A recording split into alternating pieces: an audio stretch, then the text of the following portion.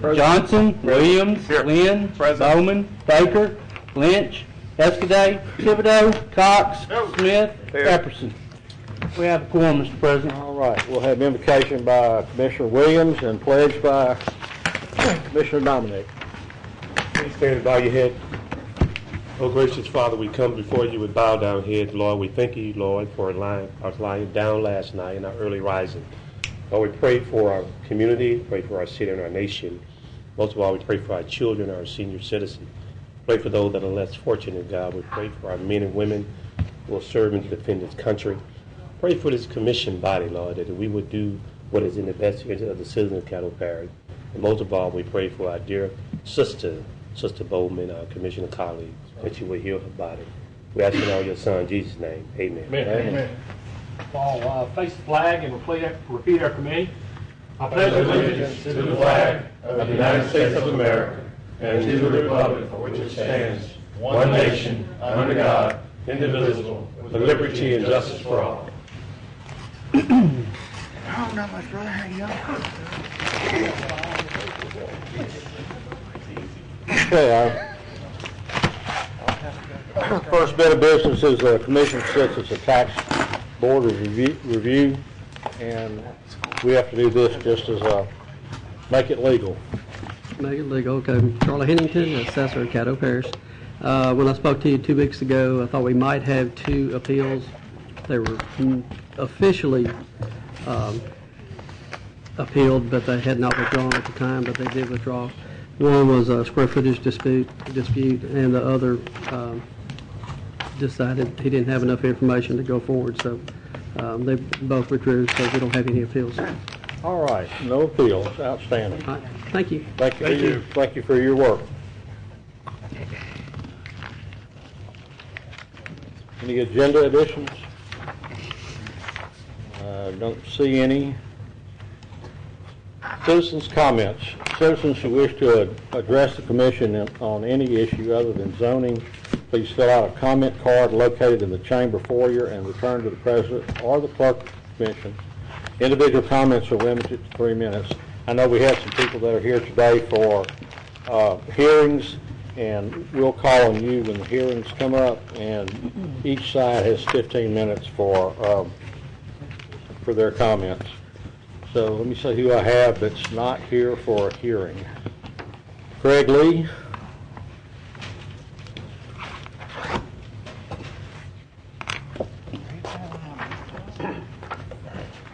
Craig Lee, 1035 Eustis Street, Shreveport, Louisiana. Just want to give you guys a quick update on phase 2 of our C.C. Antoine project. 2 weeks ago, we celebrated in a grand fashion at C.C. Antoine Memorial Park Cesar Carpenter Antoine's 176th birthday celebration. And I have for you guys a very special gift. His great-granddaughter was in attendance. Caddo Parish Commissioner Cox and Williams was in attendance, and I wanted to make sure that everybody had a memorabilia piece because she's 96 years old, and she's his oldest living descendant. So I'm going to give you guys that, but also I made a copy of this particular document, which actually details HUD's specific focus on Shreveport as one of the 17 finalist cities in the Choice Cities Grant. The city of Shreveport is actually competing for $30+ million, and the Allendale community, along with Ledbetter Heights, is the targeted area for the $30+ million. The C.C. Antoine piece is the most critical piece out of the competitive cities. We have Memphis, Jackson, Tulsa, various cities that have strong history as it relates to cultural diversity issues. I think if we tell our story as we now go into phase 3 with our genealogy research on C.C. Antoine, the historical research that we're doing with Gary Joyner. We have 2 other historians, one L. Simmons out of Mesquite, Texas, and Keith Medley out of New Orleans, that we're bringing on board. We're going to merge our information in with the city of Shreveport and now basically tell our story. But we had a very eventful time at the park as we now get ready to go towards the upgrade phase of the park, and that particular piece now plays the critical role in the overall Choice Cities grant. So once again, I want to thank Commissioner Cox and Commissioner Williams for being out in attendance, and I hope you guys enjoy the memorabilia piece. And like I said, I'm going to leave you guys with this Choice Cities information as well. All right, thank you. I just, Mr. Williams. Mr. Lee, thank you, Mr. Chairman. I just want to commend you and your committee on the food, fun, and family in the park. To see that park being utilized by the residents of that particular community, that they feel safe and the park is clean, it builds family values back into the community. People felt safe. See those senior citizens in the community. Remind me of the old day when people weren't afraid to come out and play in the park. So I just want to commend you and your staff and that historical landmark. And all the talent. I didn't know all the talent we had in this community. I thought I would put a cop to do a country and western, and I will do a rapper, but I guess we didn't get a chance to show our talent. They wouldn't let us do it. Oh, that's good. But in the meantime, I just want to commend you and look forward to the future, more events that are more family-oriented. Absolutely. In our community. They can out and be a community. All you see on the media is always negative, but there's a positive thing going on. I just commend you and keep up the good work. Absolutely. Thank you.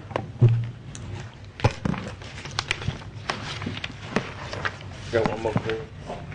All right, our next speaker is, I think it's Angie White. No, I'm on the board. Oh, I'm sorry, Ms. Johnson. Go ahead. I also want to commend Craig, you and your committee for the CCN20 project. I know others had tried to do it in the past and really wasn't successful. And you taking the reins and you're actually running with it and making something happen. And it's an important part of Shreveport history that needs to be told, and a lot of people don't know about it. And just thank you for stepping up to the plate and make sure that it gets done. Thanks. Appreciate you, brother. And one more, Mr. Cox. You know, from the word go when you brought this project to me, I just fell in love with the project, and seeing what I saw that day, and the everybody coming together, having a good time, celebrating her how old? 96 years old. 96 years. And she was getting around good. Yeah. You know, she was a nice lady, and the whole family was there, and I hope you keep us involved. And next time something else comes around, give us a holler. And one last point, we've entered into a cooperative endeavor agreement with the family and the CPCRS20120920 Masonic Lodge.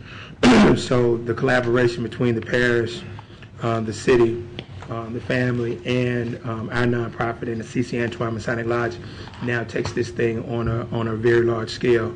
Next year, the Prince Hall Masons celebrate their 150 years in existence. CPCRS20120920 will be 177 years old. So the layout of what's now about to happen, we met with their state president the Friday before the event, and they were completely amazed at now what's going on. So we just want to thank the parish for buying into the actual project, and like Linda said, we're going to carry the banner and integrate this whole thing so that we can now actually elevate the city and the parish to a level that, you know, will be very prideful for everybody. All right, thank you. Thank you. Appreciate it. Our next speaker is Angie White.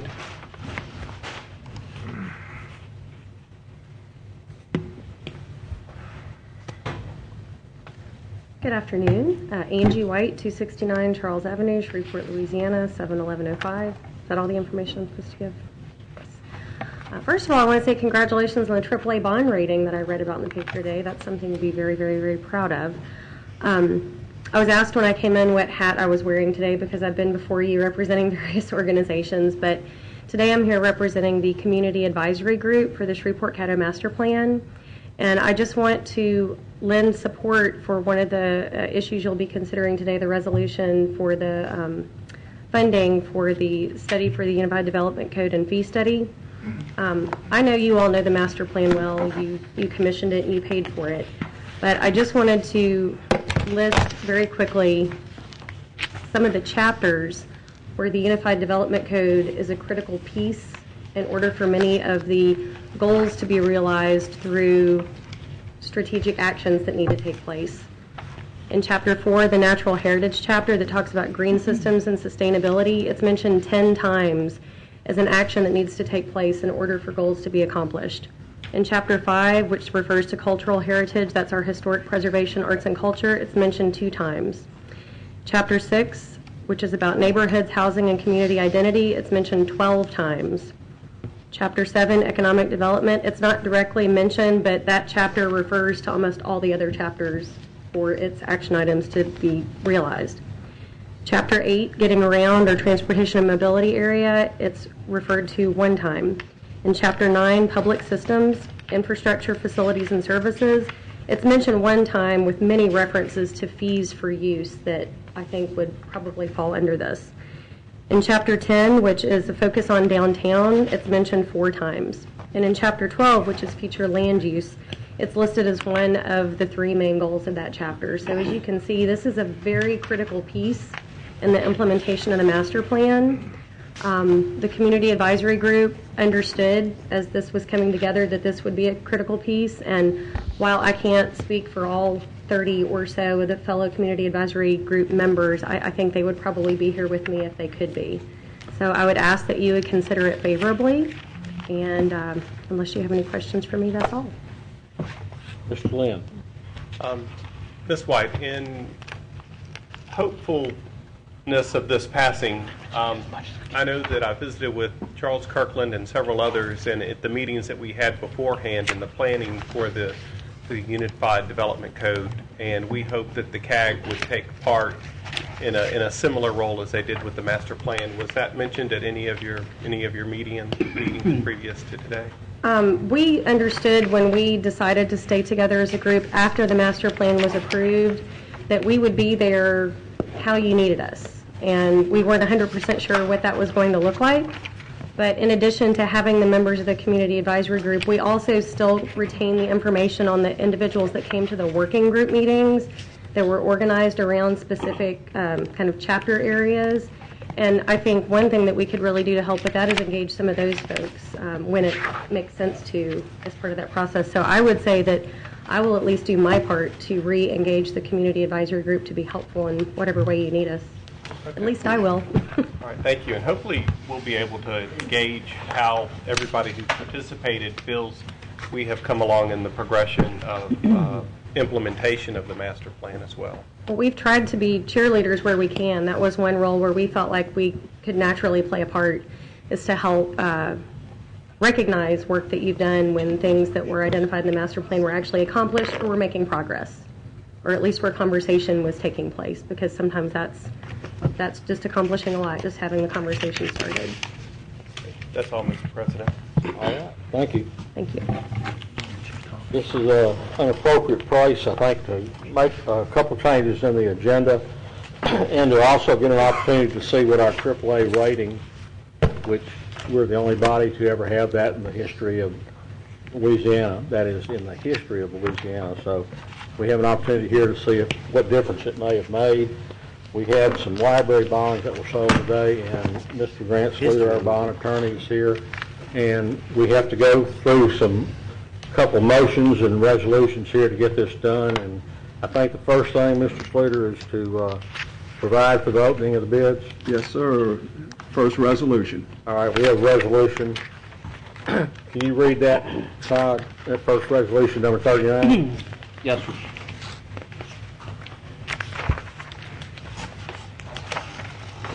Resolution number 39 of 2012, providing for the opening of the bids received for the purchase of 6 million of limited tax certificates of indebtedness, series 2012 library of Caddo Parish. So moved. Second. Moved by Mr. Williams, second by Mr. Lynn. Cast your vote, please.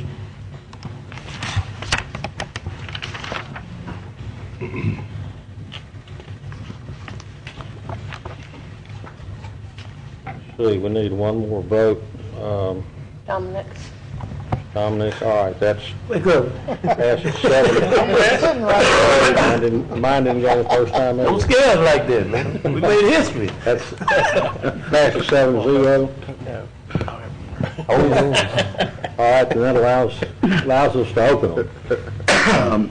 Normally at this time, I'd give you an update on your bond rating. That's probably not necessary, but there are two things I would like to mention. One, the Bond Commission met this morning, the State Bond Commission in Baton Rouge at the State Capitol, to approve this bond issue so you could receive the bids tonight. I did attend that meeting. Treasurer Kennedy, who's the chairman of the State Bond Commission, took your application out of order, considered it first, made the announcement about the AAA rating and that it's the first time in the history of Louisiana, and he asked me to convey to all of you his congratulations for a job well done. It was really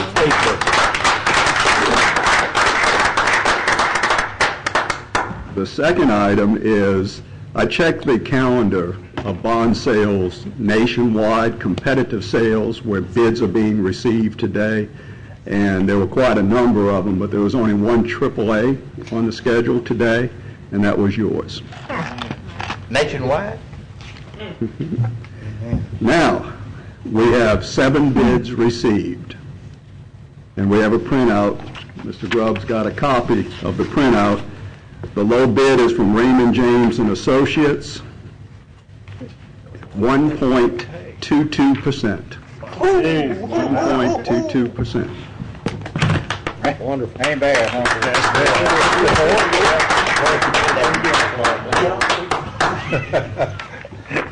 Bond ratings do matter. Can we double our amount? All right, I believe the next thing we need is Resolution 40. Resolution number 40 of 2012, accepting the lowest bid received for the purchase of 6 million of limited tax certificates of indebtedness, Series 2012, Library of Caddo Parish, Louisiana. So moved. Second. So moved by Mr. Williams and Mr. Cox, and seconded by everybody. No lie. You let him. Todd's got to have somebody. I just need a second. Mr. Lynn, didn't you say something? Actually, Mr. Mr. Cox. Cox made the second on that one. All right, cast your vote, please.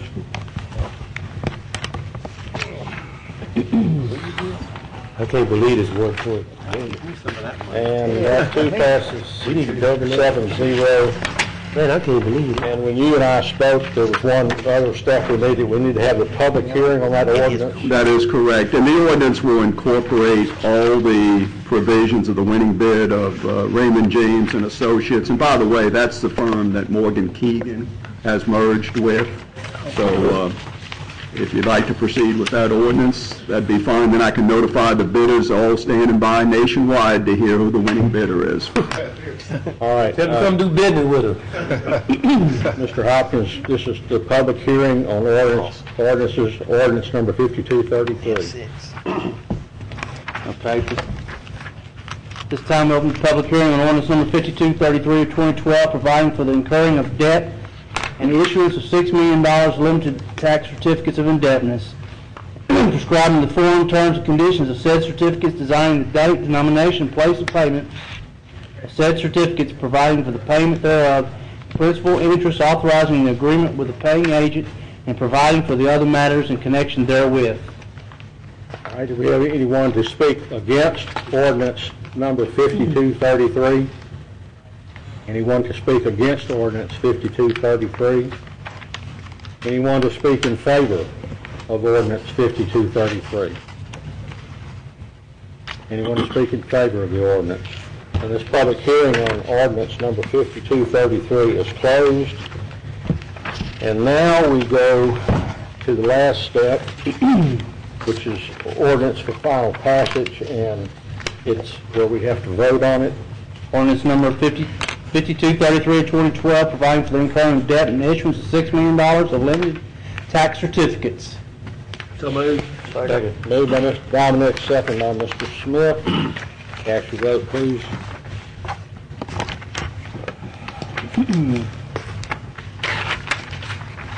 And that too passes 7-0. And want to thank Mr. Stover for all his help that he's given us. And I believe you probably have put a set of tires on your car since going up and down, because I saw him yesterday leaving to go down to South Louisiana, and now he's back. I thought it was his twin brother when I saw him today. So we appreciate all your help. All right. I'm not gonna tell him you got an airplane, okay? I'm guessing he has an airplane. Mr. President, Yes, I sir. just got one question for Grant. The AAA that we just received, in the history of Louisiana, nobody's ever gotten that. There's never been a AAA for any bond issue in Louisiana, according to Standard & Poor's. The only AAAs that have ever been assigned were years ago, and they were rated off bond insurance when you had bond insurers that were AAA. There's no unenhanced rating ever in Louisiana, according to Standard & Poor's. So as we said in sort of like a nation, how many is in the United States? Is it common or? I asked Standard & Poor's to check counties, the equivalent of parishes. They said it's about 7.5% have the AAA rating, and there's a number of states that have multiple AAAs within their boundaries. Louisiana has never had one. Good God, we need to go run the state.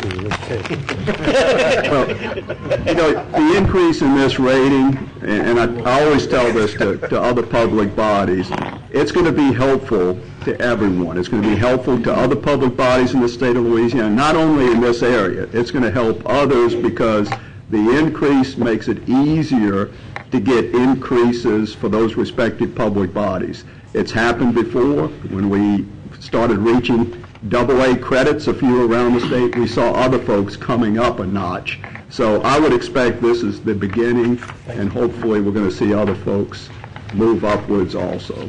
And it helps all of us because it reduces the burden on the taxpayer. That's the main reason why we're here. And in my 8 years or 9 years since I've been here, you've done an excellent job, and I just appreciate your efforts on our behalf. Thank you very much. I appreciate it. Enjoy working with you guys. Thank you. Mr. Williams, you have Mr. something? Schluter, I did want to ask, since we're such a low risk and the dollar amount that a person is able to make off of our bonds, the dollar amount, the gamble is so low and the dollar amount is so low, do you have just simply less people bidding on AAA bond ratings because there's not that much skin in the game? Well, no, you get a lot of bidders on these. Of course, this is the first AAA in Louisiana, but you get a good interest in the AAAs, and yeah, it is. But you know, they resell it to investors also. All of these prospective purchasers, except the one bank that bid, they're reselling to other folks. So chances are they have most of this pre-sold. And given the rates that you can earn now on taxable treasuries, still a decent deal for folks. Thank you. Plus, higher rated than treasuries, so that's not a bad deal. Gary? Lou, from an economic attraction, and we know the rest of the country has been suffering due to the downcline in America. In terms of being a model for economic development, our future plans, our future look good, look bright in the future, look very well for us to be able to go out and market Caddo Parish because of the AAA rating we have. That'll help our capacity to be able to grow economically as well. It certainly helps. There's no question about it, because part of the rating process is the local economy. Yeah. It's a significant part of it, and unlike many of the other states that have experienced some severe difficulties, we've been relatively stable throughout most of Louisiana, and you've done very well up here in the northwest part of the state. Thank you. Thank you. All right, thank you. All right. City business on the agenda. Do you have any, Mr. Wilson? No, sir. Just a reminder that the budget retreat with the commissioners changed from the 21st to the 27th at 2:30 to 5. Good. Thank you. Working for. I don't believe we have any special resolution. No. Is that the only administrative report we got? Yes, sir. I mean, I need That's all we I have. need to ask him something. Okay, we'll get to it in just a minute. Any special resolutions? No, sir. Communiques, Mr. Williams? Mr. Administration, I received a call from a young man who was a professional boxer here years ago, Jerry Stevenson. He was a welterweight, I believe. Would you intervene and ask the Shreveport Sports Commission? He wants to bring boxing back to Caddo and Bossier Parish. He has a youth organization called Youth Zone Activity. They have a 501c3. Basically what they're going to need is a building we can work with the Sport Commission to try to facilitate and find a bill where we can get young people interested back in boxing. If they like to fight on the youth life, they fight to make money with some of the fighting they like to do. Anger management and conflict resolution. They would and box out some of that anger they got in the gym and get paid for it. So we can find a facility for them and ask the Sport Commission to step in and help with that process. I really would, and I have his number, and I'll give you his number before I leave. Thank you. All right, Mr. Lynn. I'd like to thank and recognize Animal Services and Mr. Harris that we had an animal control issue in Highland this past week, and it was addressed immediately. And I want to thank him for his prompt service and tending to the matter. It was greatly appreciated by the constituent and definitely by myself. Thank you again. Wow. Mr. Cox. Give you an update. A few meetings ago, we all sat and listened to a land issue that considered a home park, mobile home park, out there by the industrial park, by Frymaster and Shreveport. The Bell Cherry Land Development came up and put a request in from the city water department after we had voted to overturn the MPC, and they were told that they could not tie on to the water lines at the park, that those lines are owned by the Chamber of Commerce. Now, this struck me as strange, so I requested Mr. Mustafa and the new director of the water department here today to kind of give us an overview of what and how this came about, but neither one of them wanted to show up. And as a public body, Caddo and Shreveport needs to work together, and I hope Second Floor and everybody else is listening to this. If a public body requests someone to come before them and answer some questions and they don't, that to me is disrespect to this body. It was a simple question, a simple request to find out how the Chamber of Commerce owns these lines. Now, Robert has helped us out, Mr. Wilson has helped me out understand what the deal is now, but still in all, how can the city of Shreveport give away these lines or have them buy the lines, or this entity could not tie on to those lines? If the lines break, who fixes them? That's right. Does the city fix them? Okay. The city fixes them, so how can somebody else not tie on to them? Right. This is revenue for the city, long term. We knew it. We voted it in. We overturned the MPC's decision. But to have the Chamber of Commerce sit out here knowing that even though we did what we did, he still had that ace in the hole. And I'm surprised. Stephen, did y'all tell them the lines were under the control of the Chamber of Commerce on something like that? And I appreciate you being, you're always here, so you can answer all the questions. This issue came up early on in the review process of the review process of the case that we had. Yes, sir. We were told by city engineering that they were not able to tie on to the line, that they would need to go to the north. And what I understood at that time, that Bell Cherry was going to do that. Yeah. I didn't hear about this until... Well, and from what I understand, and Robert could probably tell you, answer it better, the north, they can still tie on, we understand that. Right. But to tie on to the other end would have been more cost efficient for Bell Cherry. Yeah. So, and bottom line is, whether it's the north end, the city water line up there, or where the line is that runs into the park, a line's a line, and the city still maintains those lines. My question is, how can we, as a body, even the city, allow someone to dictate what goes on with those lines? That boggles my mind.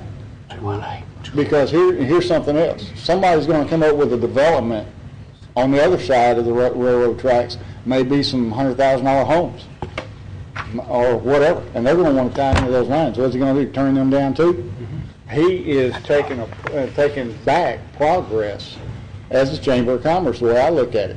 And getting back to my original point, I take offense, and Mr. Mustafa and I have always gotten along. I don't have a problem with the job he does. He does a great job. But either he or the gentleman that took over the water department not being here today to answer a few questions ticks me off. And I will be sending an email to the mayor, whether he reads it or not, I don't know. But we need to find out who, what, when, and where in a process where we let an entity like the Chamber of Commerce dictate what we can and cannot do in and around that park. Yes, sir. The explanation that Mr. Mustafa, and of course, hopefully he told me he was going to be in contact with Woody's office for the explanation. It was related to a grant, where it's very specific what that grant was used for. And that's the only explanation I was given. Of course, we're not directly involved. What we do is we get comments from any agency or anyone who would have jurisdiction over any issue, and these are the explanations that we were given. Yes. Okay. Well, like I said, the MPC, I ain't got no problem with y'all. Y'all are always here and up front. So, thank you, Mr. President. But I just wanted us as a body to know we did that work. I'm going nowhere. And it was for naught. He may have been told not to come. Sir? He may have been told not to come. Problem. Mr. Johnson? Thank you, Mr. President. Stephen, I want to ask you one question about one of our reoccurring problems in District 2, and that's the affordable fence. Do you have a status update on that? I do not. I do not have an update on it, sir. The last I've heard that it was back in court, got continued again, and have not heard an update since. Okay. Do you happen to know when they might be going back to court? No, but I will find out for you, sir. Okay, thank you. Also, saw this brochure Monday from the Sports Commission that was back in the bag. I read it Monday night, Tuesday, and it really wasn't put together good. There's some notables on the back that they talk about, but they leave out a lot of notables, sports figures in Shreveport area that have contributed into the professional leagues that they left out. And I think we need to either have them pull these and redo them, because we're investing money into this in order to bring events here, and for them to leave out a large section of people that, it just doesn't make sense. So if you wouldn't mind sending them a letter saying that this is not up to par, and that if they have questions, they can really call me and I can give them some names that they really left out.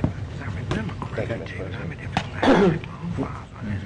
Mr. Williams? Well, I just want to piggyback on what Commissioner Cox said. We want to be due diligent in our work, to work together, the chamber, the city, and the parish, to be good corporate citizens. But this doesn't serve well if we don't learn to work together and allowing people to tie into the water to bring tax dollars back into the parish as well. I don't know the history on how they even acquired the land. If my memory serves me correct, I think we donated that land to the chamber in order to attract business there. And would you check the history on that, Mr. Attorney? And I think we were the ones, and during my tenure here years ago, we donated that property to the chamber for economic development. And I think due to our commitment to bring business here, we shouldn't be in the business not to help others tie in and be able to do business here at that park. So let's research that so we can have some ammunition next time they come up here. Thank you. Thank you, Chair. Mr. Flynn? Mr. Jean, it might have already have been said, who was it that paid for the installation of the water lines in the streets in Shreve Park? I do not know the answer to that question. Will you, when you come back at our next meeting, will you give me the answer who paid? Charles, answer that? Charles, yes. You go ahead and go to the mic and answer this question. And who paid to put the water lines and the sewer lines in the ground, and who paid for the streets at Shreve Park? Mr. Lett, I was telling Commissioner Cox a minute ago that when that industrial park was laid out, I recall doing some legal work personally for the Chamber's Economic Development Arm to make it happen. And my recollection is 17 years old, but I know that the Chamber's Economic Development Arm, as I appreciate it, they paid for a lot of the cost of the infrastructure. They paid for the cost of the infrastructure that went into that park, just like any developer would pay for the cost of the infrastructure. Commissioner Williams is right that there was some money put up by the Caddo Parish that went to the development of the park. We didn't put up the majority of the money, but we put up some of it, which is why every time the Chamber develops a piece of the property in that park, and I say the Chamber interchangeably because I'm not sure it's the Chamber today. Back then it was an entity called the Greater Shreveport Economic Development Foundation, which I think is, I don't know if it's still in existence in that name or not, but the point is, every time a piece of property is developed or sold off to a user out there, the parish is reimbursed their pro rata portion of for what they put in the property, if you follow me.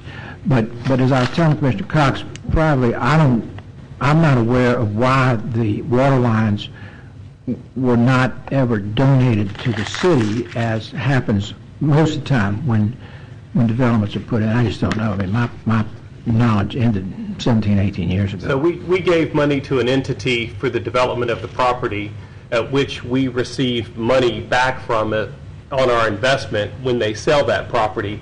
Sure. However, they paid for the roads and they paid for the infrastructure, which ultimately means they do legally have the right to deny access to it, is my understanding. So that is not paid for directly by the taxpayers of Caddo and Shreveport. I'm fairly certain that's correct, yes, sir. I'm 17, 18 years has passed since I've done this, but I don't remember all the sources of the funds, but I know the parish put up some funds. My assumption is that the city put up some funds. Who else put up funds, I don't know. I don't remember. Okay. Well, it was totally within their legal right, just awkward that they weren't forthright and just brought that up from the beginning. Anyway, thank you. That's all, Mr. President. All right. Mr. Dominic. The only thing I've heard, it was for industrial inducement purposes. And whatever water line is out there, it's for that industrial park and dedicated to the park, therefore couldn't go to this new development. And I would assume that, if a big developer came a big industry came, that they don't know how much water they would need, and that's why they have that dedicated. I don't know how all that works, but that's kind of what I've been told. I guess if Mr. Mustafa would have been here, maybe we could have cleared up some of those questions or answers, but that's just what I've been told. And I can see that something can be dedicated for industrial inducement purposes, because you never know when a business may come in and have 100 jobs and need a ton of water a day. So. Well, yeah, I mean, clearly those water lines were put in with money donated to the Chamber by entities for the purpose of economic development. You're right. I mean, that's, for example, why originally the street was not a through street, for example, and that sort of thing. I mean, it was supposed to be a self-contained entity. Okay, thank you. All right, Mr. Epperson was not able to be here today, and he asked me to remind those watching about the Veterans Weekend celebration. And on Wednesday, November 8th at 10 o'clock at the Veterans Day celebration party will be at the Northwest Louisiana Veterans Home in Bossier. Then on the 9th of November, we'll have the Vets for Vet Biker Rally at Hamill Park. And then on Sunday, the 11th at 12:30 noon to 1:30, the Louisiana Military Hall of Fame induction ceremony will be at the Shreveport Municipal Auditorium. And then on Sunday, November 11th, from 2 to 4, the Louisiana Veterans Honor Parade, and will be at the Louisiana State Fairgrounds. And of course, there'll be several floats, marching bands, drill teams, and veterans organizations that will participate in that. For any other information that anyone needs, regarding this weekend celebration, please call up here at the commission office, and either someone here or they can let you know how to reach Commissioner Epperson to get more information. There's also an opportunity for people to buy ads and also to donate money for this purpose. So we're looking forward to everybody participating and helping out with this celebration. President's report. That was it. Next, we move to adopt the minutes of the regular meeting on September 6th. Second. That was moved by Mr. Cox, second by Mr. Williams. Close enough. How was your joke? Your joke. Me and Mr. Williams are. We all look alike. Hold a minute. Okay. That passes 7-0. Next, we move to public hearing on zoning ordinances. Zoning case appeal BAP 1212, property located 3456 Villa Avenue.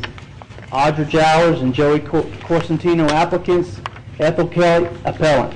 Request to rezone property located at 3456 Villa Avenue for a special exception in a R1D urban one-family residence district to permit an extension of time limit for a temporary secondary residential structure, mobile home, on lot. Reagan subdivision. The Zoning Board of Appeals approved the applicant's request. The appellant is appealing that decision. All right, all those who wish to speak in favor of this zoning, this ordinance, please come forth. You have 15 minutes to speak in favor. That's the total amount of time that your side can have. Give your name and address when you get to the microphone, please.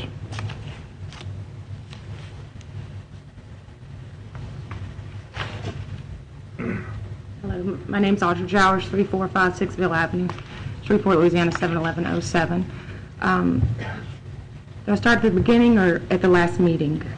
We weren't at the meeting, so whatever you... Okay. Go for it. Back in 2009, my home was destroyed by a tornado. At the time, had to deal with the homeowner's insurance company. We needed a place to live. We moved a mobile home temporarily on the property to live in until construction of the new home. At that time, we were required, we didn't have to go through the full zoning process. We were required to receive 3 signatures from Ms. Kelly, Ms. Smith, and Ms. Whitehead, just saying that it was okay that the mobile home be placed there for 2 years. And they signed off on that, and we put it out there. At the time, we were still dealing with settling with the home insurance company, so we didn't immediately start construction. But the ladies, when they signed, were aware that we wouldn't immediately start construction. So we moved the mobile home out there, settled with the homeowner insurance company, and began to draw plans up to have the home constructed, and settled with the homeowner's insurance in July of 2010, and started construction in, I think they poured concrete in January 2011, December, January, right at that time. So we started construction, and we started having problems with the contractor not showing up. Things were getting delayed. Roof wasn't going on the house in time. You know, just all kinds of problems. We ended up, just to kind of make it short, we ended up terminating that contractor, and as other people were coming in to work on the home, they started to notice problems. One of the first things was, where's your flashing? Well, I don't know anything about construction. Well, what's flashing? What, you know? All of a sudden, we noticed cracks running down the brick. We noticed cracks in sheetrock. And so we just kind of halted construction until we could figure out what exactly was going on, where were we at. Ended up having to retain an attorney. Contractor was, like I said, was terminated, and we hired an attorney. So the attorney at the time of the last meeting, when we were requesting an extension, it was in the discovery phase, just getting receipts to him, what things had cost. He hired another contractor to come out and look at the situation to see, where we were at with that. Needless to say, we ran out of time on this mobile home during all of this.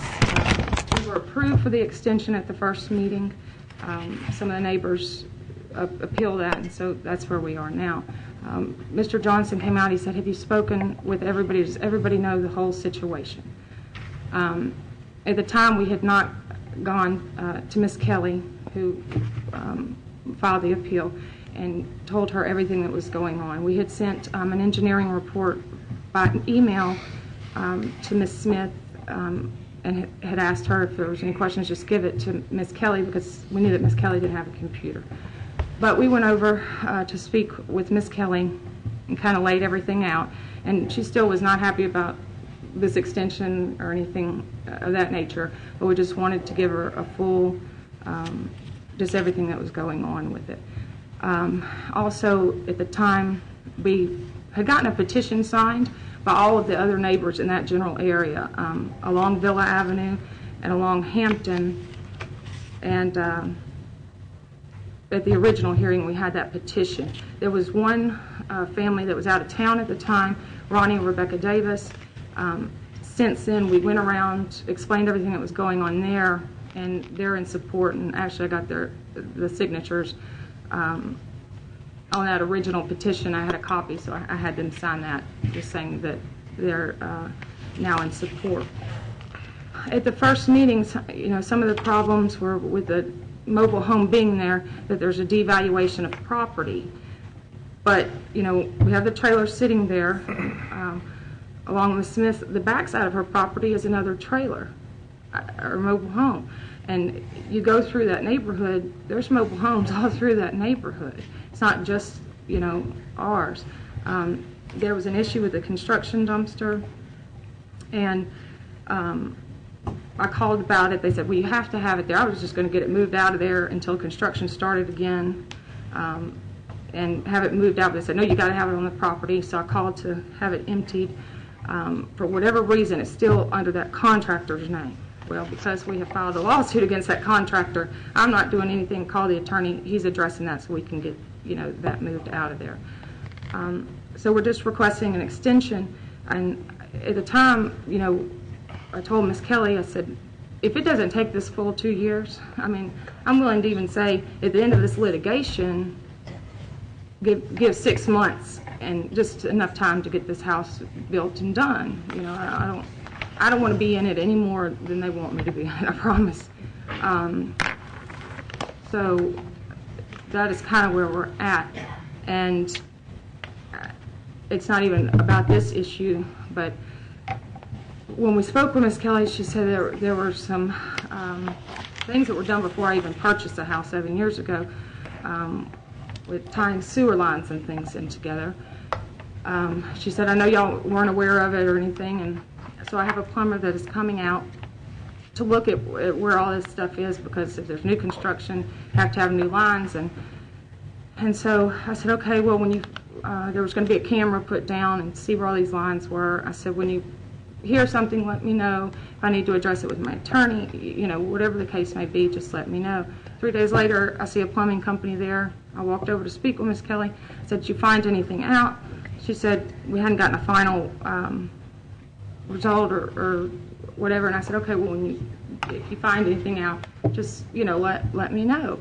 And that was, I guess, 3 weeks ago, and I'm estimating there. Ironically, this morning, I hadn't heard anything else about it. This morning, I got up, I looked outside, and there's a plumbing truck outside. I called the company, and they said they're fixing to pull apart your lines, and they're cutting your sewer off. But I hadn't heard anything about it. So we got that stopped, but it just, I don't know.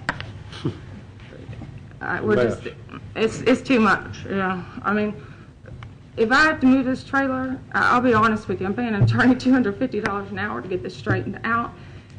We put everything into it, and now we got the expert's estimate of what it's going to cost to bring it back down to framing, possibly.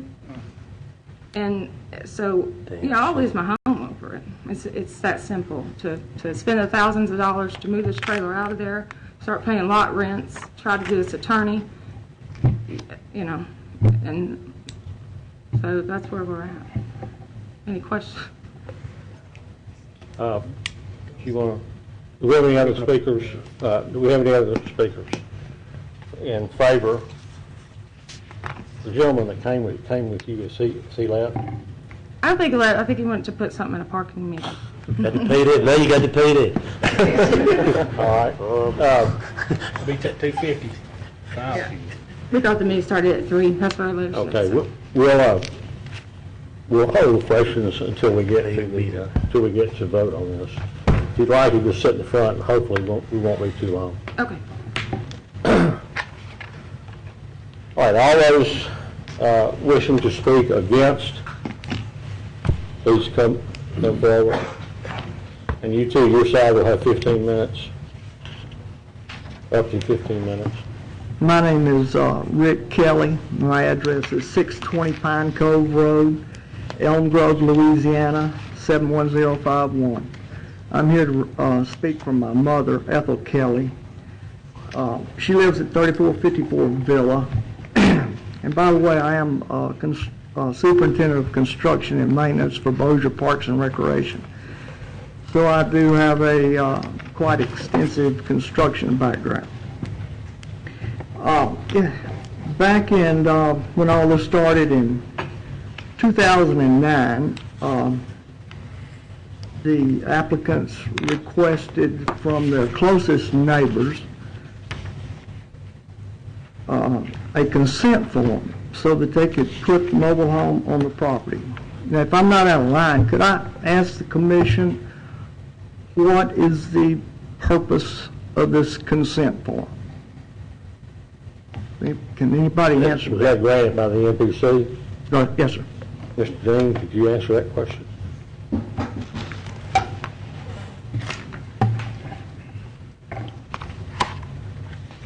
What's been described as an administrative approval process. How that works is when an applicant meets certain guidelines that's outlined in the ordinance, they may get something done administratively. As a part of that process, the planning director identifies what he believes that who may be mostly affected by this action or this request, and then asks that there's a letter that's drawn up by staff, and then the applicant goes and obtains signatures from those identified property owners. That's what that's about. Okay. Okay, if I could have a follow-up question, and it may pertain to this gentleman here. Go ahead and ask your question. What if, in fact, the three closest neighbors, which was my mother and Mrs. Smith and Mrs. Whitehead, Mrs. Whitehead is in the nursing home, so she couldn't be here. What if, in fact, these three closest residents refused to sign this consent form? It goes to the Zoning Board of Appeals, then there's a hearing. That's the way that works. If this happens quite often, we will, an applicant will attempt to get administrative approval and will be unable to obtain signatures. And then what the next course of action would be to actually have the Zoning Board of Appeals hear the case. Okay. Thank you, sir. Okay, that answers my questions. I appreciate that. It has been 2 years and 10 months since this application was approved. And of course, the ladies assured these three neighbors that it wouldn't last but 2 years. And here we are 2 years and 10 months later. And they paint a real kind of sob story. And I've heard it and I understand it. But put yourself in the place of these residents, and you live on Cross Lake on the waterfront, and there's a house trailer in your front yard, more to speak, next door in the front, on the lakefront. There is a difference than house trailers being 2 blocks away. In the beginning, these applicants asked for the signature of these 3 neighbors. In the last couple of months, they've gone and gotten a petition from 2 blocks away and gotten people to sign their petition. Did not come to these 3 neighbors to have the petition signed. They're having problems with their contractor. It doesn't take 2.5 years, 3 years to build a house. I built my house in 6 months. 6 months is the average time to build a residential home. They had the contractor put bricks up about 3 or 4 foot, a wainscot, and then put a siding up above that. It's a 2-story house. They didn't like that. So they had that part stuccoed up above. They didn't like that. They came back and had bricks put all the way up, which was about 3 or 4 months after the first section of bricks were put on. Well, then they didn't like the fact that the mortar in the lower section of bricks was a different color than the mortar in the upper section. So they hired somebody to come out there with a grinding tool and grind out all the mortar and all the bricks from the bottom to the top, all the way around the house, and replace the mortar. And now they're saying they've got structural problems. I don't know if they do or not. I know that legal matters can last 2 or 3 years. Who knows? We're requesting that the house trailer be moved to a mobile home park, and they can deal with their legal whatever for however long it takes to get their house finished. But the residents can also enjoy the view of the lake and have the house trailer removed off the property. That's our request. Appreciate your time. All right, thank you. Anyone else to speak against?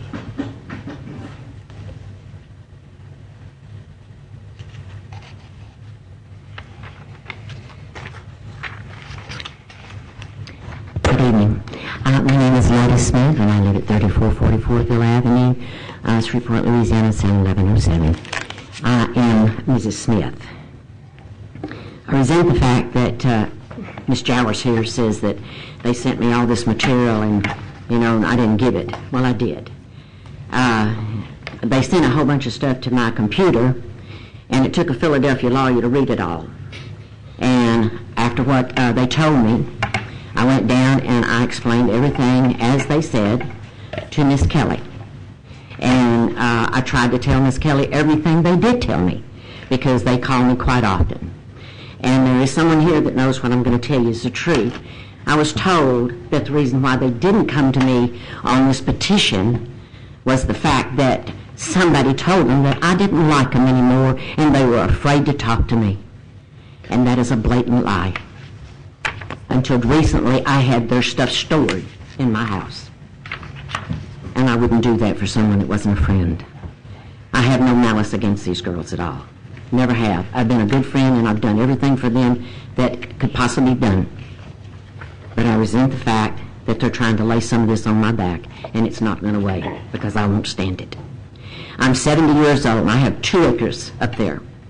I was planning on selling my house after the first of the year.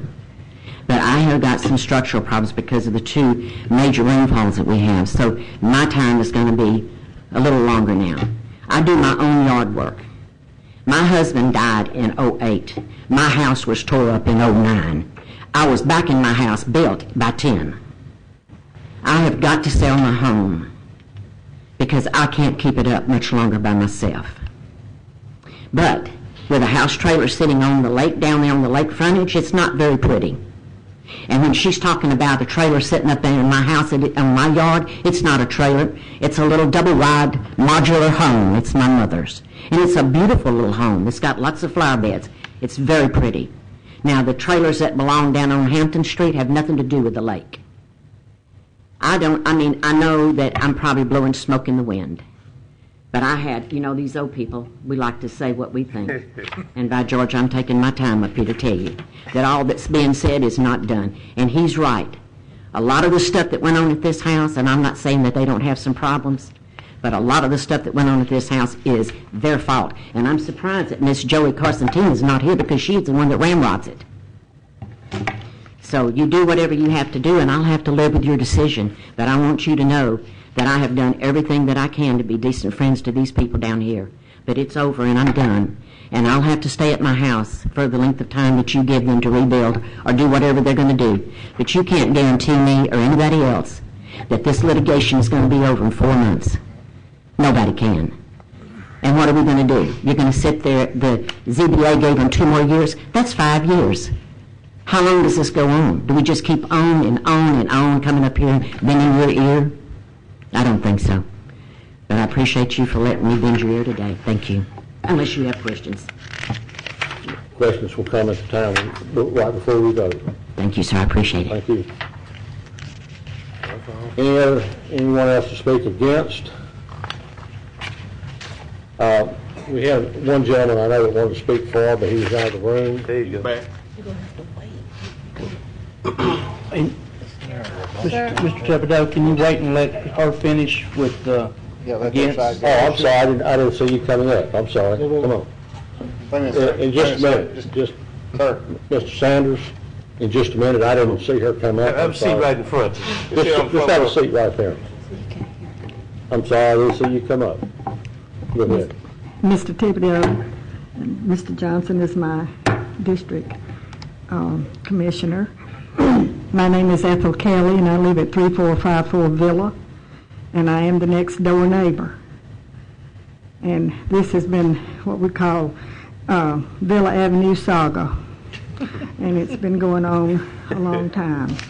And I'm 82 years old, and it has been a heavy burden because we were all getting along fine until we were asking questions about, why, what's happening. Well, it's none of your business. And I felt like it was my business since I had signed a paper saying that they could put a trailer there for 2 years. Now, if we continue and let them have the time that they want, it's going to be 4 years. It's be 3 years in November, and if they get 4 months and then 6 more months to build the house, to finish the house, that's 4 years. That's if the litigation continues or, stops. And who has a guarantee of that? There's so much that I could tell you, and it's all been said in the other meetings and everything, but the main thing, I couldn't hear anything that Audra was saying. It's real hard to hear anything that you say. Your microphones are real low. So I don't know what all she said, but I know that my name was mentioned several times. And I hope that the facts that she gave were right.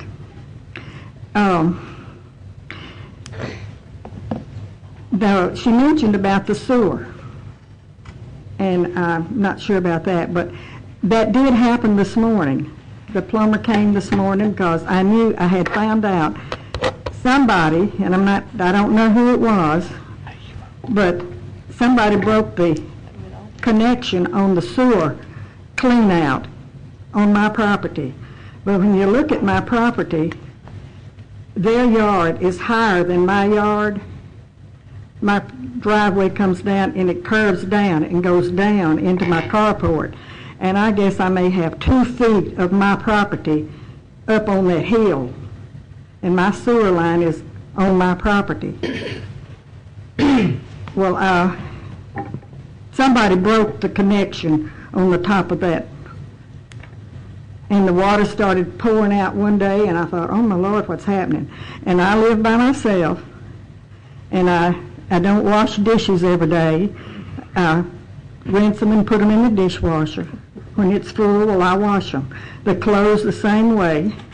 And I'm not a water baby. I don't like getting in the shower and staying 30 minutes. I get in and get out. So there was no water going on in my house that day. and here this water is coming out of the clean out. Well, I called the sewer company, and they sent 3 plumbers, and they told me that I'd have to have the sewer roto-rooted from about 1.5 blocks where the manhole is, and to be able to see if if it was stopped up. Well, he reached over to twist that top of that clean out, and the whole thing fell off, and lo and behold, it had been broken, and somebody, whoever did it, with a lawnmower, had broken that thing off and put it back together. There are 2 big pieces out of the side of it. They put it back together with black electrical tape. It was all around it, and I guess the pressure finally had eroded that, and it came off. So that's the way I knew that they were in my sewer. Well, I got to call the sewer company, and they told me that they couldn't do anything about it, that they had to, I had to get a plumber to come and see the sewer line was right, and I had to get somebody, an electrician, to see if there was any electricity problem. And so I did that.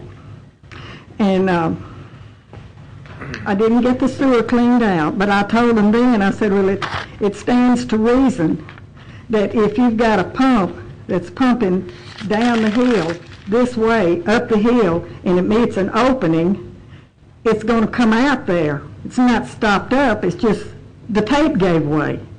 But anyway, that's what was actually happened. Anyway,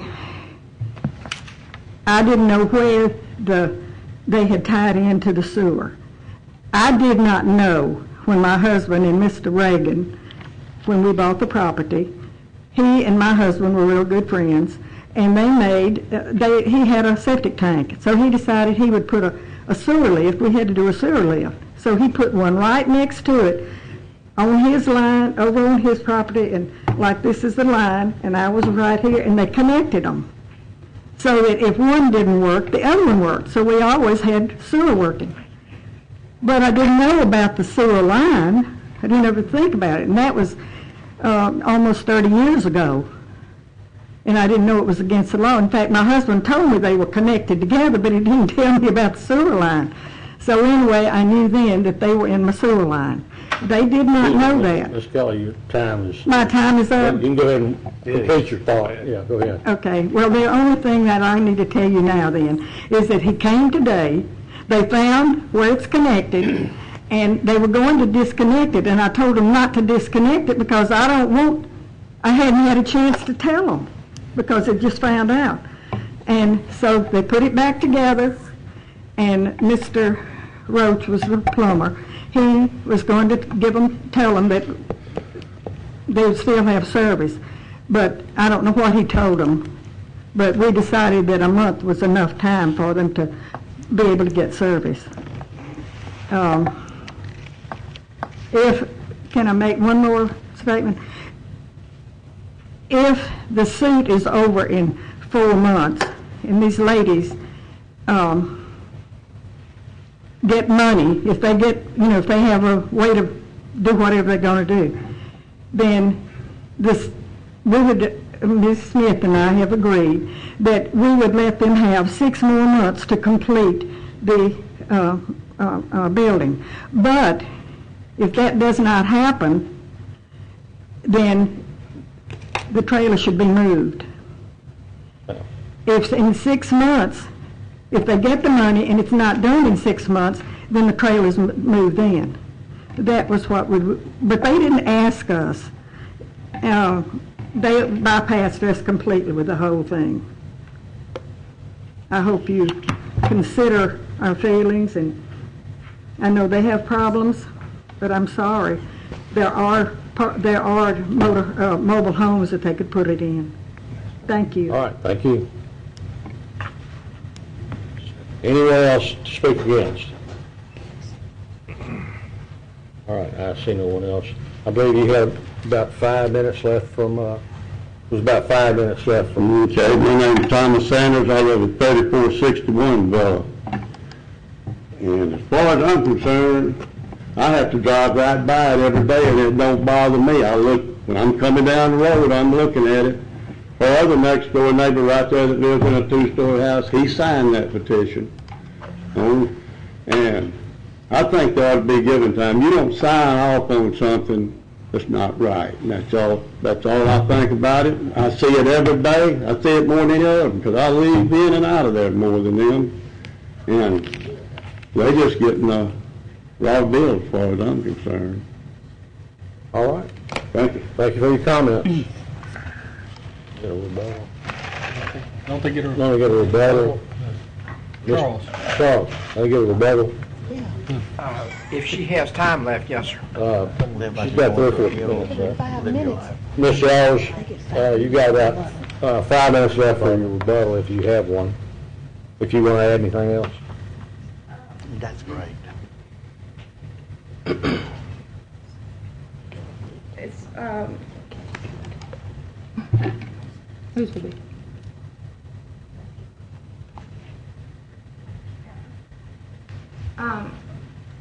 Just as far as the reports that were sent to Ms. Smith, when we went to ask Ms. Kelly about the reason we didn't go to them, they were the complainants. I mean, I assumed that they weren't going to sign this petition because they were the ones that were upset about it. So when we originally got the call about zoning, your extension is up, you got to do something, you got to go to the zoning board and all this. The zoning board's the one who told us to go get a petition of the other neighbors, down Villa and Hampton.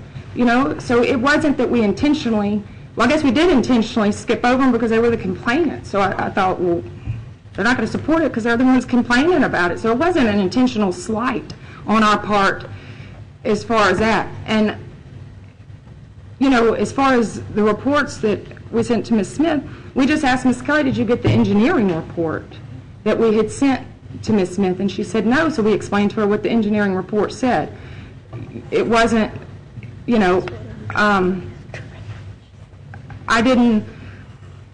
wasn't Ms. Lyda doesn't like us and she hates us and we're not going to go get a signature. It was, they're the ones complaining, so we just assumed they're not going to sign it. I mean, it was, why, if they're the complainants, would we think they're going to sign it? So, so that's the only thing about that. And, I guess the rest y'all know. So, okay. That's the only reason, as far as not signing it. We just knew that they weren't in support of it. So, that was it. All right, thank you. Sorry, Jim.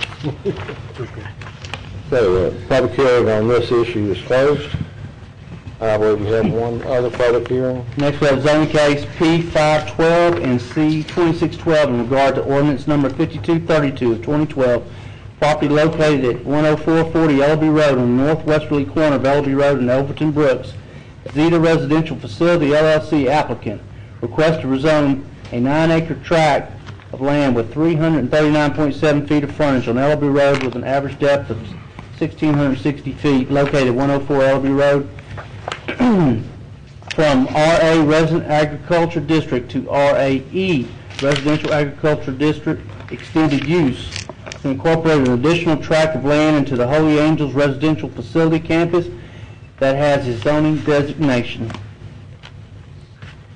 All right, do we have anyone speak in favor of zoning case P05-12? Anyone to speak in favor? Anyone to speak against? Anyone to speak against? This public hearing is closed. Okay, next we move to public hearing on ordinances. Ordinance number 5234 of 2012, amending and reenacting Chapter 4, Section 4-118 of the Code of Ordinances of the Caddo Parish, removing the entire display of Chapter 4 of the Code of Ordinances of the Caddo Parish. So moved. Second. Oh, that's with That is public hearing. I'm sorry. Anyone to speak in favor of ordinance number 5334? Anyone to speak in favor of 5234? Anyone to speak against 5234? Anyone to speak against? Public hearing is closed. Ordinance number 5235 of 2012 to change the name of the east side of Atlanta Mile Road in Caddo Parish to the Old Atlanta Mile Road. Anyone to speak in favor of 5235? Anyone to speak against 5235? Seeing no one, that ordinance, public hearing is closed. Next, we move to zoning ordinances for final passage. Zoning case of appeal BAP 1212, property located at 3546 Villa Avenue.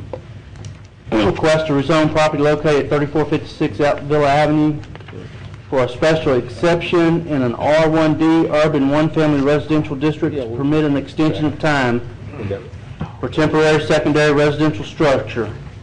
The zoning board of appeals approved the applicant. The appellant is appealing that decision. Motion to deny the appeal. All right, we got a motion to deny. Second. Fox. Got a substitute motion. Okay. Mr. Lynn, do you have anything you want to say? Mr. Fox? All right, I've got Mr. Williams next. Do you have any? Well, I want to speak. All right, well, let me call Mr. Johnson. He's got, I think, a substitute motion. And The substitute motion would be to review this case in 1 year if litigation has not been completed, and if the litigation has been completed within that 1 year, that they would have 6 months to finish building the house. Second, yeah. all right, Mr. Johnson, do you want to speak on it? It's always difficult to be in the middle, being the representative for this particular area, and you have two next door neighbors, and it's such a quiet neighborhood, and they have history together of living together, but you know that something happened in between 2010 and the present time that really caused this to go the wrong way. And I hate to see potentially someone lose their home behind an issue in which probably could have been worked out through communication. I think Ms. Ethel was kind of slighted that they didn't come to her as they came to her the first time to get the approval, and Ms. Smith the same way. And the second time around, even though they were the plaintiffs, they felt slighted because when the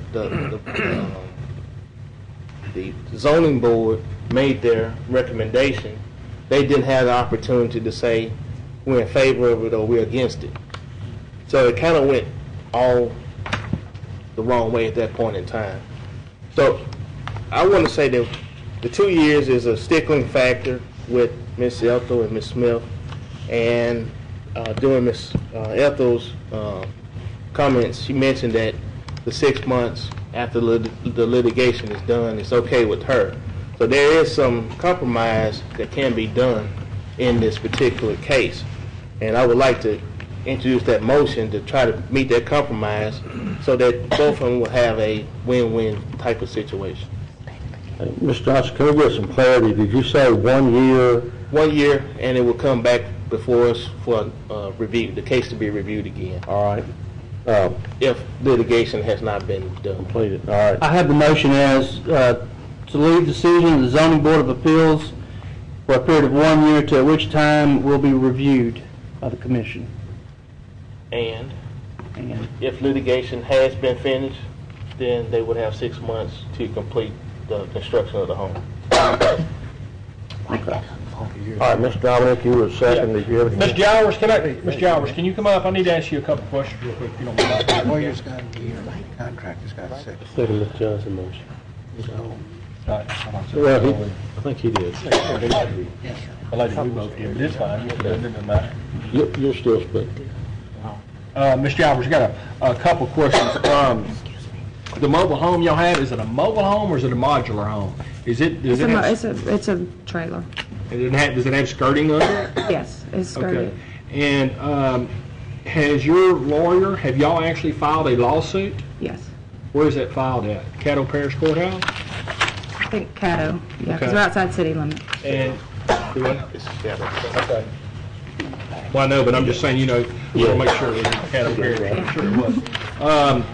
I was suggesting, and I'm a lawyer, and I know things go slowly. I have cases that go on and on and on, but this is something that you're going to have to get on, and I know your lawyer's charging you a lot of money, but you need to pay him. If you want to get this thing settled, it can be done, and hurry through the court system, and it's not going to be overnight, but you ought to be able to get it done in a year. I mean, you ought to be able to call him and ask him to get a schedule order and get a trial if y'all can't get something worked out to get this thing moved forward. You're just going to have to get this done. Right. If this thing goes the way I think it. Well, I mean, now that he's got the expert report and all that, he's ready to move into deposition. Yeah. So But he needs to get that done and just Yeah. stay on top of him. You need to stay on top of him. Stay on top of him, stay on top of him, and make sure it gets done, because we don't want to come back here in a year and you say, well, you know, we're going to trial next month, because what happens is, you know, the day y'all go to trial, the judge is sick and it's off for another 3 months, and you know, Right. it's going to be a situation where we're going to be telling you to move that mobile home into a mobile home park, and that's not something you want to do. It's going to be a bad added expense and cost to you. That's not what you want to do. But we also have to feel for Miss Kelly and these other landowners that, you know, I think one of the ladies said, you know, she may want to sell, and I can understand her point too. So I'm glad that you came up with this motion. It sounds something that is logical and something good that hopefully can be worked out between everybody. And I know that you're probably not happy and they're probably not happy. So, but I'm always supporting Commissioner Johnson's motion. Hope we move forward with this. Todd, did you have Mr. Dominic or Mr. Williams as a second on Mr. Johnson's motion? I have Mr. Dominic as the second. All right, I think it was Mr. Williams. I Mr. think Williams. we both bet up together. Both of them, you know, having bad hearing, it could have been either one. We bet up together. Mr. Williams? Ma'am, excuse me, can you come back to the mic? Thank you, Mr. Chairman. Let me ask, do you have a family that live there, children? No. No You and your spouse, your husband? How long you say you've been living on the property? in the trailer or since I Trailer. bought the property? The property itself, 2006. 2006. And you fell on some hard times, some hardship due to the storm? Right.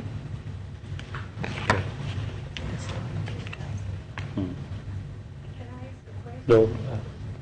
I'm sorry, but I did not really understand the length of time that Mr. Johnson said. Is that 1 year? 1 year, 1 year plus 6 months or what? it could be 1 year plus 6 months. All the legal must be done within a year, and if it's, but hopefully if the legal's done before that, she'll be well on her way to having her house completed. Well, I'm not real unhappy about it.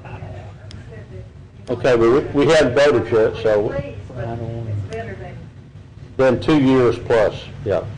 All right, I'd like to finish. All right, go ahead. Got cut all out, cut up. It's amazing that a late night. She a singer, she can do whatever she wants. I know. Whatever you want to do, ma'am, it's fine with me. We're trying to get him to be quiet all the time, he won't. It's a very, like he says, a very sensitive subject. And as commissioner, we have to make political hot potato issues. I think Commissioner Johnson came up with what I feel is a spirit of compromise and some common ground. Where we walk out with a win-win situation. And we have to be sensitive to the people that live there. They live there to get away from the city, to be able to have peace and quiet and harmony, and enjoy their fruit for years, and without driving down the street seeing eyesores and depreciate the property value in their particular community. However, there are people that do have hardship, and we're supposed to be Christian brothers and sisters, and help our own kind in our neighborhoods by being friendly to our neighbors. There are times that those change orders do come in. If you don't know anything about construction, people can take advantage of women, and they always do. And in this case, I feel the contractor didn't believe something, and he took advantage of them. And oftentimes, we don't know about construction, and people take advantage of you. Every day that happens, every day to people. However, she brought up public outcry to a body that would be listening to her complaints. And this is where we make those decisions, and unfortunately, we have to make those. And like he said earlier in my comments, that it's time to bring healing to this.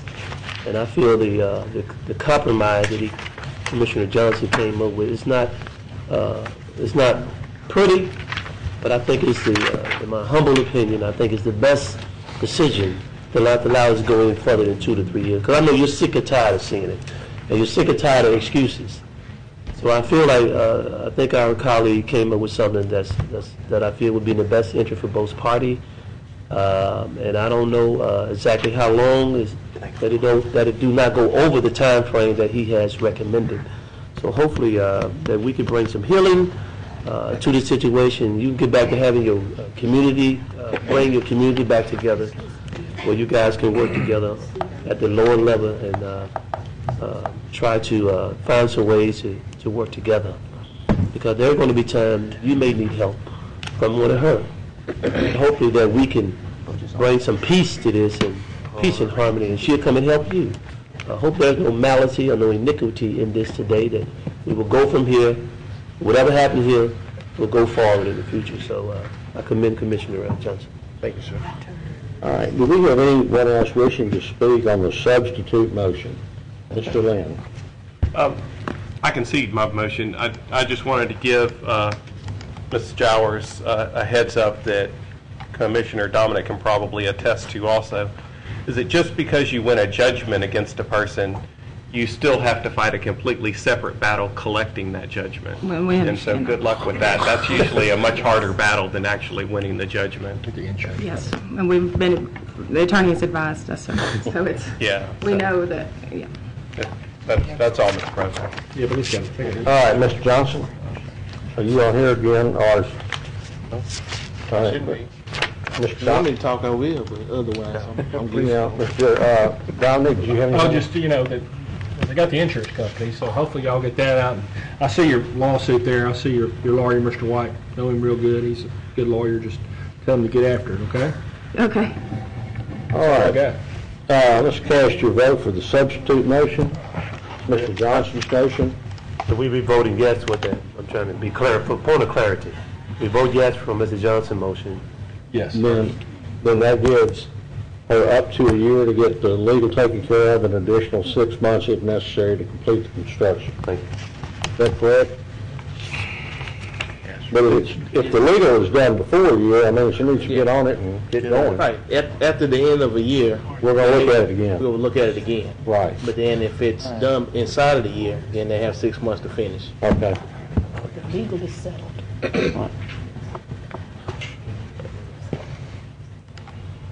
All right, that's 7-0, that passes.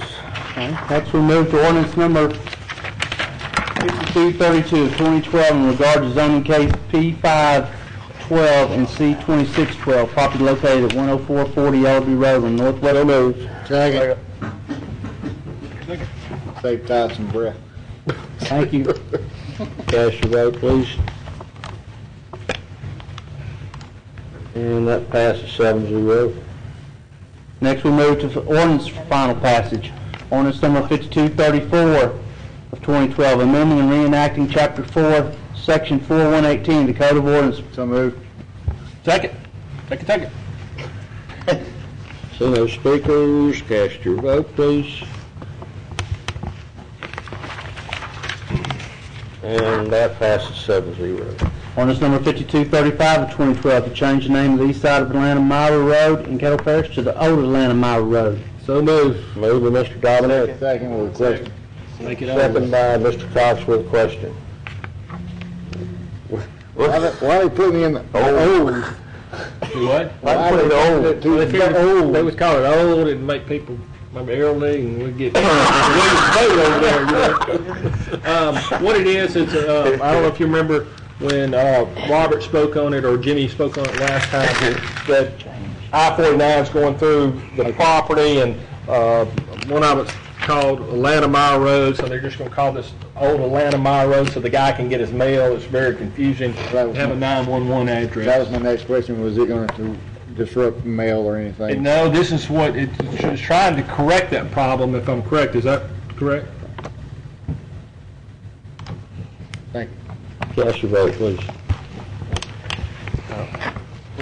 And that passes 7-0. Before we move on, I think Mr. Grubb had a comment to make on one of the first ordinance there, no, not the first one, but the second ordinance, number 5237. That's here just for introduction by title. Grubb had a comment to make on that, I believe. Mr. President, on 52, 37. I'm sorry, or did you get that taken care of already? on 5237, I know I've got some discussion going on with several commissioners that are interested in this, and I just want to let the commission know that if we don't get that worked out between now and final passage, I may come in with an amendment, suggest an amendment to this ordinance next time to authorize me to seek an Attorney General's opinion on some unresolved issues if I can't get them resolved over the next couple of weeks. And right now, we'll just hang on. Journey opinion ain't good all the time, so don't depend on him. They back 500. You make a decision. All right. Next, we move to ordinance for introduction by title. Ordinance number 5236, 2012, amending the budget of estimate revenues and expenditures for the Capital Outlay Fund, Public Works Fund, Riverboat Fund, Solid Waste Fund, Detention Facilities Fund, Capital Improvement Fund to terminate completed or lapsed capital projects for the year 2012. Ordinance number 5237 of 2012 to amend the Caddo Parish Code of Ordinances to enact Section 2-30 authorizing commissioners and their dependents to participate in the parish group insurance. Ordinance number 5238 of 2012 declaring certain adjudicated properties to be surplus and authorize the parish administrator or designee to sell parish tax interests. Next, we move to the work session minutes for September the 17th. So moved. Second. Moved by Mr. Williams, second by Mr. Johnson. Cast your vote, please. And that passes 7-0. Next, we move to resolutions. Resolution number 41 of 2012, authorizing the parish administrator to advise the Louisiana Department of Economic Development that it supports the extension of all tax exemptions pertaining to the General Motors Assembly Plant. So moved. Second. Moved by the chair, second by Mr. Williams. Cast your vote, please. That passes 7-0. Resolution number 42 of 2012, support for the Metropolitan Planning Commission to undertake the drafting of a unified development code and fee study. So moved. Moved by Mr. Williams, second by Mr. Smith. Lynn. By Mr. Lynn, second by Mr. Smith. We all look alike. Lynn looks better. We're all God's children. We're all God's children. Are we supposed to do? And that passes 7-0. Next, we move to new business, select fiscal agent bank for October 1st, 2012 to September 30th, 2012 for the parish of Caddo. Mr. Williams? I move that we support the Capital One, stay with the Capital One Bank. They're already as our physical agent. They've done a fantastic job. Plus, they're the lowest bid. And then keeping up with our AAA booty bond rating, I think it's appropriate that we continue to stay with Capital One. All right, that's a motion by Mr. Williams, second by Mr. Johnson. Did you need to speak, Mr. Johnson? No, I was going. All right, Mr. Cox. Question. Erica's not here today, or she was, she's left. It's a board meeting. She went to the port meeting? She's the president. She can probably address you. Okay. The question is, I mean, you look at Regions Bank's 20, JP is 23, and then way down here is Capital One. You know, I've always heard that if it's too good to be true, something's wrong with it. This is too good to be true. What's wrong with it? I don't think there's anything wrong with it. We call them I verified. can't say that there's anything wrong with it. We're kind of using them now. Well, I know that, and you know, we were so high on the bank before we changed to them. They're here. One of the speakers. And then we went to Capital One. But, you know, when you see that big of a difference, you wonder. Cox, we did call and they said they were going to make a profit out of this particular cost. So you have a representative of the Cox. From who? Capital One. They were here, bud. He's here now. He's here. You from Capital One? Yes, sir. Well, wake up and come on. We were here Monday. He wasn't. Monday. Yeah. They made presentation. I was busy. He did a nice little speech. Oh, is that? First of all, excuse the way I'm dressed. I'm supposed to be off today. I took my mom to have a medical procedure this morning, was getting so many calls and emails. I went to work and then. Just relax, say your name and address. I am Mike Bradford. We're officed at 333 Travis Street. I was here Monday night, and we went over the reason, why we think you should stay with Capital One. Number one, we support your agenda. We support your citizens. We try and make banking easy for everyone in town. We got wind that the RFP was going back out about a month ago, and that there had been some service issues. One was with Commissioner Baker with a check that she was trying to cash, and she wasn't showing up on Positive Pay. Positive Pay is a fraud prevention mechanism, and what it did was it kicked out a check, and it shouldn't have. Since then, we've made several changes, including moving the relationship management role back to Shreveport. I moved over from our commercial banking group to head up the government banking group here. We've changed out personnel. Your customer service specialist was a person by the name of Angela Bruner, which Haley is familiar with. She and Haley, I don't know, for whatever reason, personalities never met. Can you stay by the microphone, please? This is being taped. We got rid of her, and so that we're trying to solve all the service issues now. That's the service side. As far as the fees go, we sharpened our pencil. We had the lowest rate the last time, 3 years ago. We took those rates and we reduced them. In addition, we've increased the interest that's being paid on the now account. So the lower fees plus the higher interest on the now account gives you those net numbers. I think the average balance was something, what, was it $5 million that you were calculating now account interest on, Haley? Yes. So the difference in that, I think we're paying 10% above Fed funds. I think Chase was paying 10% below Fed funds, and Regis was paying right at Fed funds. So the difference in interest on $5 million is part of the difference in fees. Or she said $3 million, so it's part of the difference. And the other part is we had lower fees because we reduced the fees that you originally adopted to prove that we're serious about continuing to be your bank, and to prove that we're sorry about whatever customer service issues you had in the past. Because moving forward, we're not going to have it. And I've apologized to Commissioner Baker. I've apologized to Haley. I've apologized to Erica. Moving forward, Mike Bradford is your relationship manager, not somebody in Dallas. I'm 2 blocks down the street. And, I think I proved that today. You need a form signed. I'll walk 2 blocks down and sign the form, where you would have had to send it to Dallas and wait for it to come back FedEx. So that's it. My question was basically the number, what Ms. Baker did. Yeah, but I wanted to explain to you why we reduced the fees. Okay. We reduced the fees because we had service issues. Okay, all right, thank you.